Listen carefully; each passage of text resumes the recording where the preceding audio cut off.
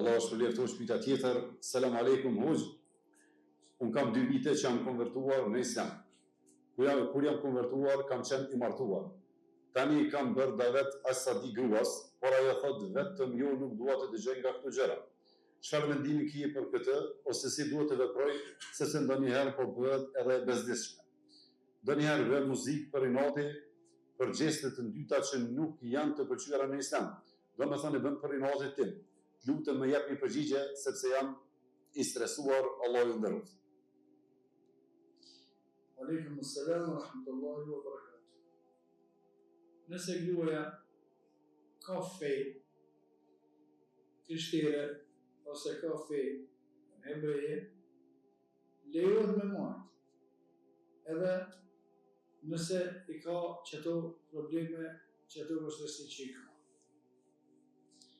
Nëse është që s'ka fe, nuk lejohet me marrë, do të më nda.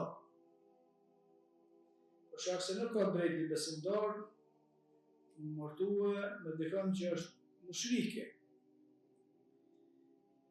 Atëherë, nëse është që ka fe përveç islamit, është e krishtere ose hebreje, lejohet me marrë, por do të më bë kufizime. Nëse më le gjithë ditën me ta, rrin dikun tjetër. Edhe takimet i bën marrall, i bën disa masa, cilat japin me kallëzue praktikisht se ti nuk je i kënaqur. Për shkak se shumë herë njerëzit në martesë mundohen me zgjidh problemet të ushtrime fjalë. Problemet të ushtrime fjalë nuk zgjidhen me zbullet e gruas.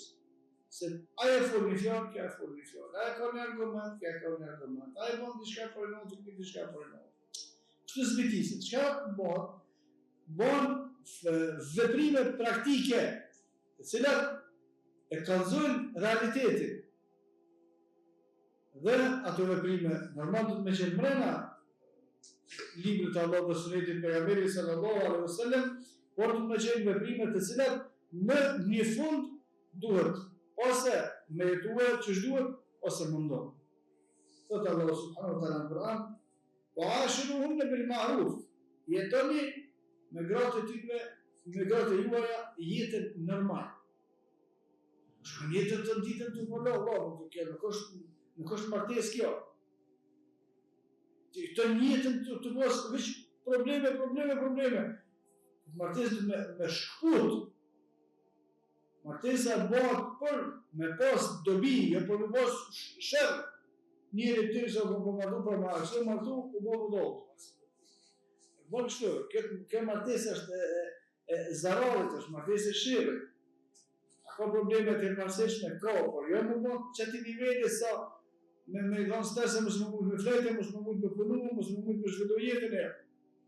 Disa parime duhet me respektu edhe aja, nëse ka fejnë e krishterët dhe hebreje, me respektu ato që i ki ti. Ti e do musliman, ajo të me respektu parimet e tua.